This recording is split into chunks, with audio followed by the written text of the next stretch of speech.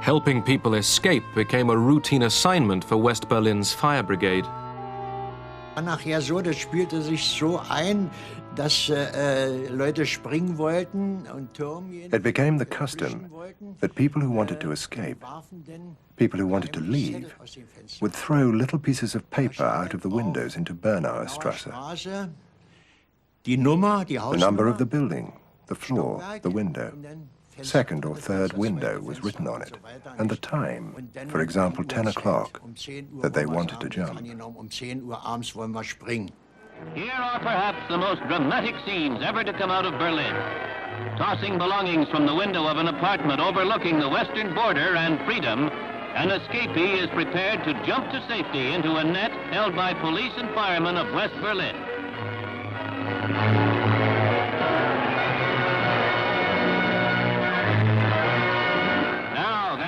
A rescue episode that is even more extraordinary. An attempt is being made by sympathetic Germans to assure the escape of a brave woman. While communist police try to pull her back through the window, below there is freedom's grip, a blood-chilling sequence that the News of the Day camera follows to its dramatic conclusion.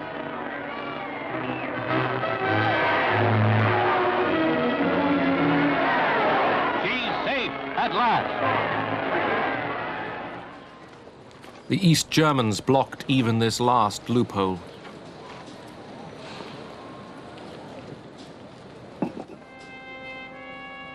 People swam lakes and canals, clung under trains, hid in cars, climbed barriers under fire.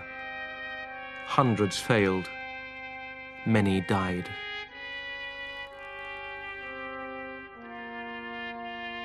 Despite the human suffering, East Germany justified the wall as a bulwark of peace.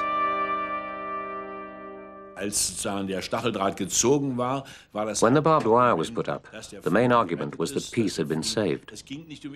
It wasn't a question of domestic difficulties. Ulbricht drew a veil of silence over the economic problems.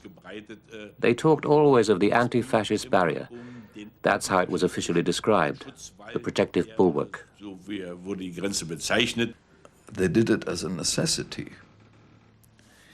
And I thought, what kind of system is it that can only exist by keeping them with force in their own bailiwick? And the wall was the actual symbol of a defeat, of inferiority.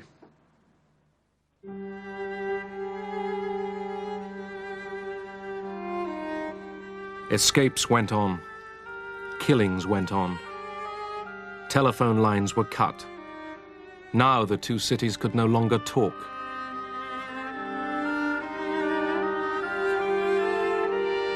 At the few Allied crossing points, tension was high. In October, an American diplomat was stopped by East German guards as he was crossing to visit the theater in East Berlin. The Americans decided to make an issue of it and assert their right to free movement in Berlin. Lucius Clay was back on the scene.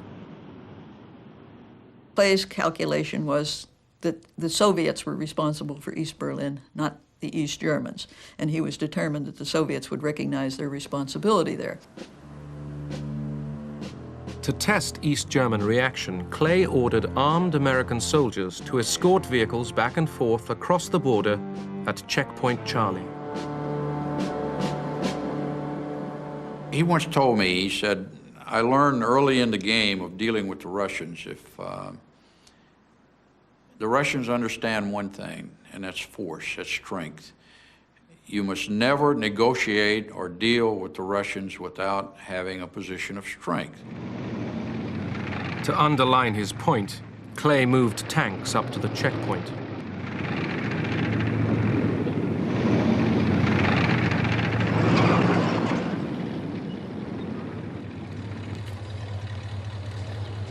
The Russians brought up their tanks and guns.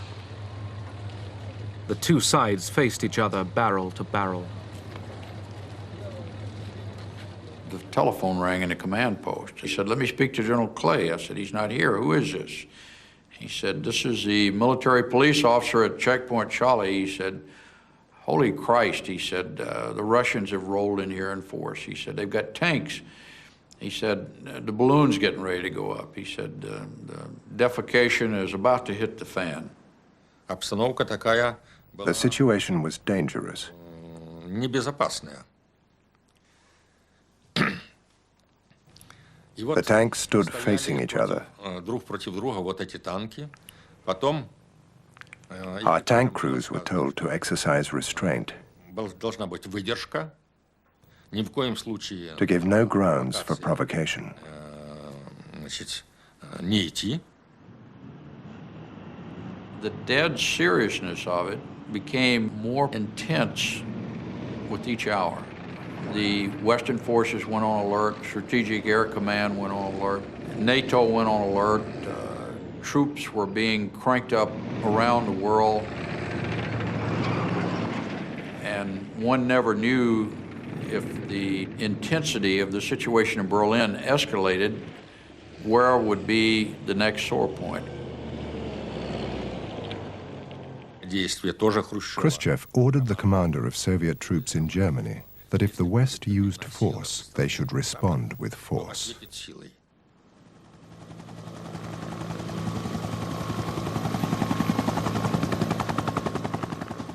Я как раз сидел в генеральном штабе, когда проходил съезд. I had a phone by one ear receiving information from Soviet military headquarters in Germany. Информацию из группы войск Германии. The other phone was connected to the Kremlin. As soon as I got the information, I reported to the Kremlin what was happening at Friedrichstrasse. На КПП у Фридрихштрассе. President Kennedy had sent a message to Khrushchev through a new private channel that had been established only a month earlier for a back channel between the White House and Khrushchev, and that President Kennedy had asked Khrushchev to take the first move. От американцев пришло пожелание. The Americans sent a message.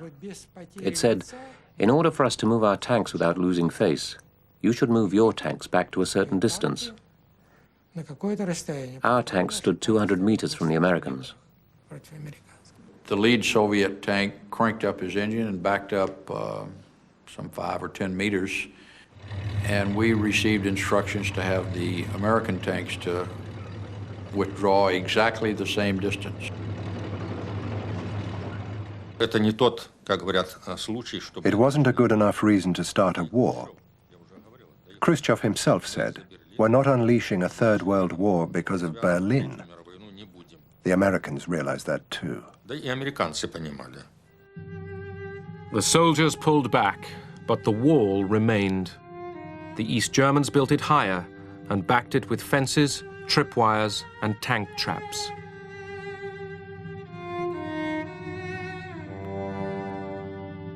During the first year, 50 Germans died trying to cross to the west.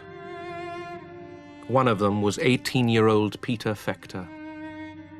The Americans gathered, the soldiers gathered on one side, not doing anything. And on the other side, the GDR, the Vorpost, the police there, was standing on their side, not doing anything. And this young man was huddled. I remember he was lying like an S shape. And first he screamed, he cried, he shouted for help. And as the hours went on, his voice got weaker and weaker. It was so heart-rending that in the middle of nowhere was a human being dying, and two groups was facing each other, too worried to act because they didn't know what the other one was going to do. It was really horrible. He was just standing there and you thought, he's just dying and you can't do anything. I mean, I've never been in that situation before, neither after, where you actually see a person dying and you can't do anything. And I'm sure everyone else around me felt the same.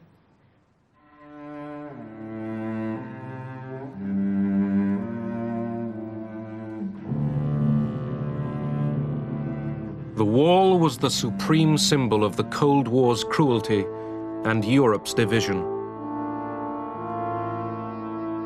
Its message was a bitter one. Whatever happened beyond that line, the West might lament, but would not interfere. The wall was a way out, really, for Khrushchev. And although the Berlin affair continued to be discussed, it was no longer in a state of crisis as it had been before the wall.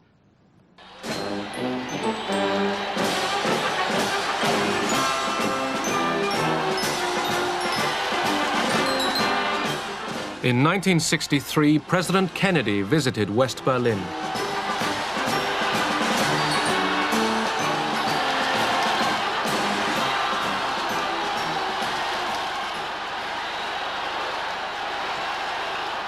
Freedom is indivisible. And when one man is enslaved, all are not free. When all are free, then we can look forward to that day when this city will be joined as one, and this country, and this great continent of Europe, in a peaceful and hopeful globe. When that day finally comes, as it will, the people of West Berlin can take sober satisfaction in the fact that they were in the front lines for almost 2 decades.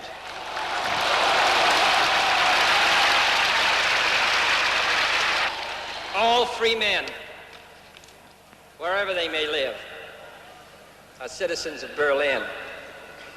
And therefore, as a free man, I take pride in the words, Ich bin ein Berliner.